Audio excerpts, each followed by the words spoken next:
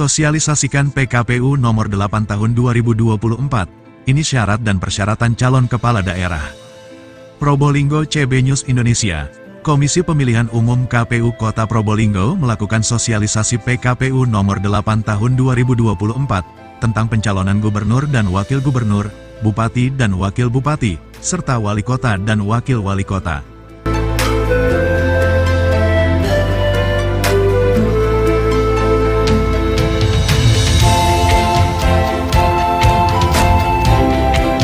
Kegiatan ini digelar di Hotel Bromo View Jalan Raya Bromo, Kecamatan Kademangan, diikuti pimpinan partai politik Parpol, Forkopimda, Bawaslu, dan pemerintah daerah, Rabu tanggal 10 Juli tahun 2024 siang. Ketua KPU Kota Probolinggo Radvan Faisal mengatakan, pencalonan kepala daerah dan wakil kepala daerah dalam Pilkada tahun 2024, mengacu pada PKPU Nomor 8 Tahun 2024, PKPU ini sendiri mencabut PKPU Nomor 3 Tahun 2017 tentang pencalonan pemilihan gubernur dan wakil gubernur, bupati dan wakil bupati, dan atau wali kota dan wakil wali kota yang telah beberapa kali diubah, terakhir dengan PKPU Nomor 9 Tahun 2020. Alhamdulillah, kalau berkaca kepada salah satu tolok ukur sukses tidaknya penyelenggaraan pemilu itu diantaranya adalah peningkatan partisipasi masyarakat. Dan di Kota Probolinggo, alhamdulillah kemarin tingkat partisipasi masyarakat ada di angka 86,27%, naik dibandingkan 2019 di angka yang sama meskipun selisih 0, gitu. Tapi kami menyadari bahwa peningkatan partisipasi ini penting karena memang target secara nasional itu. PKPU Nomor 8 Tahun 2024 telah mengakomodir beberapa pemaknaan penting oleh Mahkamah Konstitusi dan Mahkamah Agung, melalui putusannya atas judicial review yang telah dilakukan, kata Radvan. Radvan juga menjelaskan, menyangkut syarat pencalonan gubernur dan wakil gubernur, bupati dan wakil bupati, serta wali kota dan wakil wali kota diatur dalam bab 3 bagian kedua paragraf 1 pasal 11. Di mana parpol peserta pemilu atau gabungan parpol peserta pemilu dapat mendaftarkan pasangan calon, itu pun kalau sudah memenuhi perolehan paling sedikit 20% dari jumlah kursi DPRD.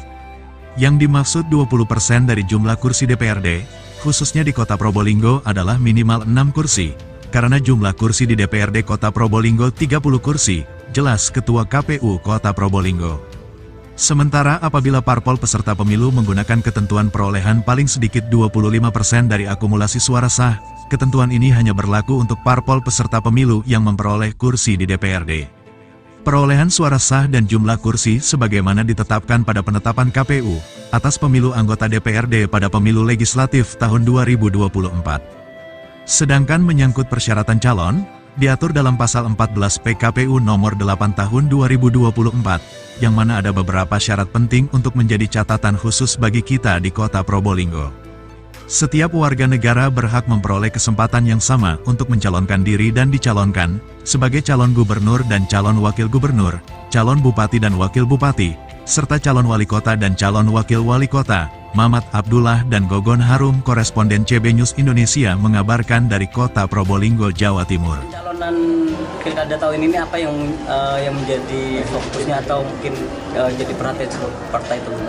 Ya, kalau dari PKPU pencalonan ini, yang penting untuk kami sampaikan kepada partai politik terutama yang nantinya bisa mengusung pasangan calon, itu diantaranya adalah program dan tahapan serta jadwal. Jadi di PKPU 8 ini disampaikan secara mendetail tahapan-tahapannya, misalnya ada tahapan pengumuman pendaftaran, kemudian ada tahapan pendaftaran, kemudian ada pemeriksaan berkas administrasi, termasuk yang pemeriksaan yang berkaitan dengan perbaikan, pemeriksaan kesehatan, sampai nanti pada saat penetapan pengundian nomor urut, dan juga setelah itu kan bisa dilaksanakan kampanye. Jadi ini yang kami sampaikan kepada partai politik terutama. Ya, jadi kalau merujuk pada PKPU 8 itu tanggal 27 nanti, 27 sampai 29 itu sudah dilakukan proses pendaftaran calon wali kota dan wakil wali kota. Berarti waktunya 3 hari, Pak? Ya, waktunya 3 hari. Untuk di Kota Probolinggo ada berapa partai yang dapat mengusung atau Mencalonkan diri. Ya, merujuk pada hasil pemilu kemarin kan ada 7 partai politik yang berhasil mendudukkan memiliki kursi di DPRD Kota Probolinggo. Nah, kalau merujuk kepada undang-undang, maka yang kalau di Kota Probolinggo dengan 30 kursi itu 20% kursi itu baru bisa mencalonkan sendiri. Jadi sifatnya ada dicalonkan oleh partai politik atau gabungan partai politik.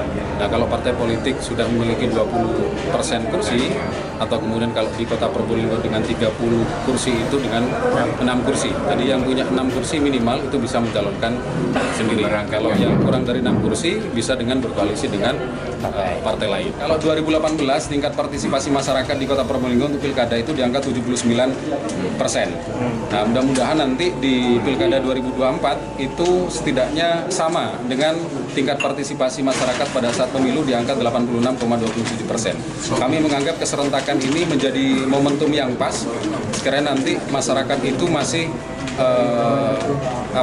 dalam proses euforia pasca pemilu, itu nanti partisipasi masyarakat bisa di angka yang sama, minimal begitu. Sudah ngaruh ke TPS, Pak, berkurang atau bertambah, Pak? Kalau TPS ini dibandingkan dengan pemilu itu hampir 50%. 50% berkurang, karena memang perbedaannya itu kalau pemilu itu maksimal jumlah pemilih di TPS itu kan 300. Kenapa 300? Itu karena pada saat pemilu itu ada 5 jenis surat suara yang kemudian digunakan oleh masyarakat pemilih. Nah, untuk pilkada ini kan hanya 2 jenis surat suara, hanya pilgub dan juga pilwali atau pilgub. Jadi satu TPS itu maksimal di angka 600 pemilih. Jadi berkurang jumlah TPS-nya. Terima kasih.